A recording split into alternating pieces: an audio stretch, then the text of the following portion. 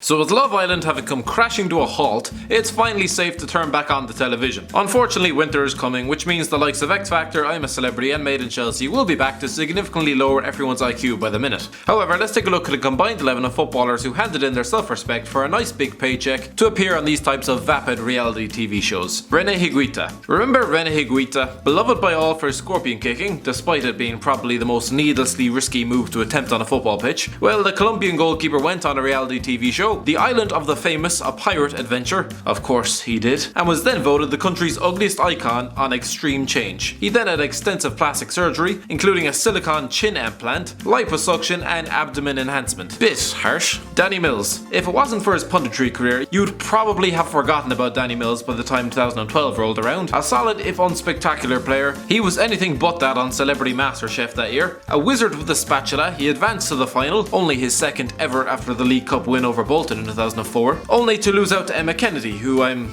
told is a celebrity. Simon Walton. Many of you won't have a clue who Simon Walton was, and that's fair. The man started his career at Leeds United and has moved 16 times before the age of 30, so you know he's good. Back in 2010, he was on the books of Plymouth Argyle and was going out with Nicola Tappenden. A WAG special of Come Dine With Me took place on Channel 4, where the wives and girlfriends of Gibro Cisse, Emil Heskey and Stephen Ireland all came together to gossip, giggle and compare paychecks, while poor old Simon sat in the corner not saying a word. His girlfriend Nicola, ex-partner of Bobby Zamora, had pulled a sickie, probably due to the shame that nobody had ever heard of her boyfriend, so sent Simon in her place to shuffle in his seat for an hour and a half, not saying a word. Neil Roddick. Neil Roddick played over 100 games for Liverpool and was a capable Premier League defender during the 90s, despite his singular England cap. A big personality, he was never going to shirk the limelight once the boots were hung up though. He's appeared on several different shows over the years, from I'm a Celebrity Get Me Out of Here, to a show where he represented China at the Rock Paper Scissors World Championships. Not sure how that one really works, but just roll with it. In 2011 he was declared bankrupt, so that might serve as some clue. Wayne Bridge. I can only imagine Wayne Bridge was incredibly bored when he entered the I'm a Celebrity jungle in 2016. Nobody really cared who he was or what he'd achieved when he was thrown in with a bunch of nobodies. The only thing that was of any interest to anybody was whether or not he still hated John Terry. Anyone here care? No?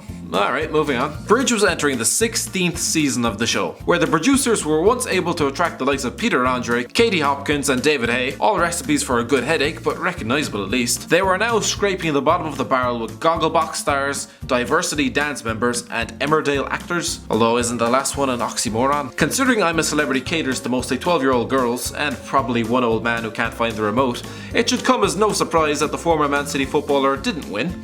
Coming 5th, Lee Sharp. So who remembers 2005's Celebrity Love Island? Probably nobody, because it brought in about 17 viewers nationwide, and one of them was probably Lee Sharp's mother. Anyway, a year after hanging up his boots, Sharp, the man who'd made 193 appearances for Man United, was forcing people to change the channel in a hurry whenever he popped up on this dreadfully unpopular program. I'm still not sure what the premise of the show was. The 2017 edition seems to be centered around a bunch of fame-hungry nobodies swapping bodily fluids in a bid to get into magazines and make their families proud. Sorry, did I say proud? Anyway, Sharp, the former Old Trafford hotshot, was competing with an Old Trafford legend's son. That's literally Callum Best's career now. For the hearts of Abby Titmus and Jane Middlemiss, a couple of ladies who sound straight out of a Dr. Seuss book, Sharp went on to date the former for 2 years, as I'm sure you're all dying to know. Jimmy Bullard. When Jimmy Bullard accepted I'm a Celebrity's invitation to enter the jungle for the 14th season, the bosses must have been overjoyed with excitement. This was a man who'd wound up Duncan Ferguson, Phil Brown, Fabio Capello and lived to tell the tale, despite possessing the upper body strength of an underfed 8-year-old. Anyway, Bullard claims he nearly left the jungle 3 times, not because he'd realised that it was time to claw back some self-respect, that's cute, what self-respect, but purely because he was too hungry. Clearly not hungry for medals, but that's a different story. Anyway, he was finally put out of his misery after becoming the first contestant to be voted off, after he turned on tween favourite Jake Quickenden by asking him, "What are you? What sort of skill have you got?" Bullard clearly wasn't aware that he was speaking to the lad who'd finished 9th on the X Factor and who currently plays for the mighty Ossett Town. After his exit, Bullard claims his comments were just banter. Robbie Savage. So Robbie Savage seems to have made a media career out of confusing whoever he's sharing the room with on that particular day, like when he tried to convince people that he once put in world-class performances of any description. However, the enigmatic pundit was also lighting up our screens through the powers of dance, finishing 6th on 2011's Strictly Come Dancing. In classic Savage fashion, he ended one of his dance routines with a dramatic knee slide towards the camera, and subsequently broke his nose, to the delight of Birmingham City fans everywhere. Kieron Dyer. So let me get this straight, apparently playing right wing was too straining training a hassle for Kieron Dyer, so much so that his refusal 13 years ago probably contributed to the sacking of Sir Bobby Robson, but offer him a plate of donkey testicles or whatever it was that enticed him into the jungle and yeah, he's there. To be honest, being stuck in a jungle with the mouthy one off Geordie Shore would have been enough to send most running for the hills, so fair play to him for gritting his teeth and braving it out. He came fourth on the show after lasting 3 weeks, and to his credit, he donated his entire fee to the Jude Brady Foundation.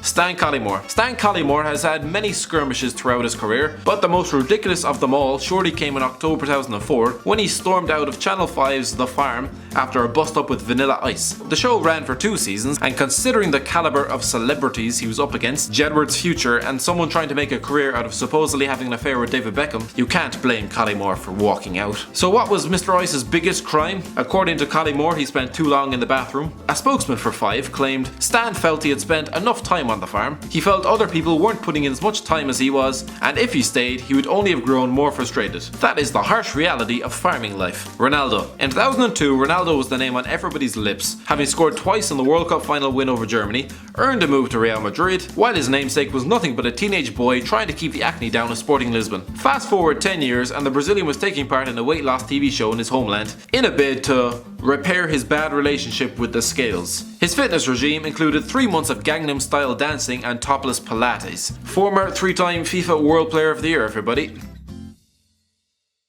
Thanks for watching. Don't forget to like, share and subscribe.